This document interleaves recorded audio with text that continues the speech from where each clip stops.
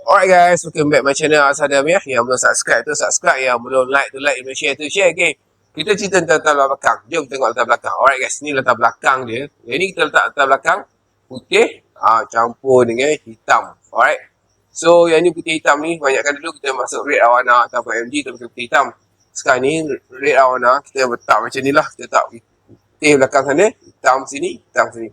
Kenapa? Okay, kita nak bagi colour putih dia tu, metallic base ni nak bagi keluar. Kalau putih ni, kalau tu akan jadi cantik lagi lah.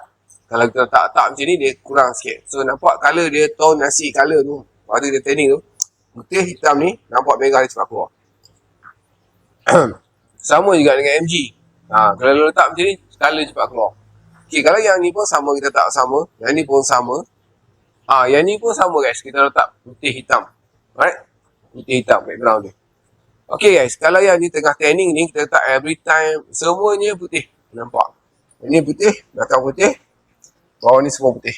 Semua putih lah. Untuk tanning kita letak semua putih. Ni tank kan untuk tanning lah, dua ni. Tadi pun kita tanning juga, cuma kan yang tu kita tak fokus sangat. Yang ni kita fokus ni, memang tank tanning ni kita buat macam ni lah. Semua putih.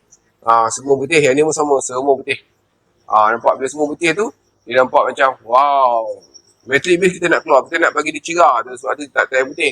Kita letak background putih. Background hitam tu kita letak juga yang dah siap. Macam ni, MG dah siap ni, kita letak yang putih lah, hitam.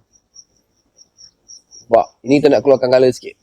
Nampak nanti kita buat video kan untuk dia. Ni golden banyak. Kita nak tunggu dia keluar colour sikit lagi, lepas tu kita buat video untuk dia. Alright. So yang ni pun sama. Yang putih, hitam. So kebanyakan sini memang macam ni lah, yang putih hitam. Background yang peranan yang penting guys. Salah background ikan korang kurang menarik, kurang cantik. Okay? Alright. So nampak ni. Ni. Spoonhead sumo ni. Nampak ni macam padu. Nampak. Cun. Cantik. Cantik guys, cantik.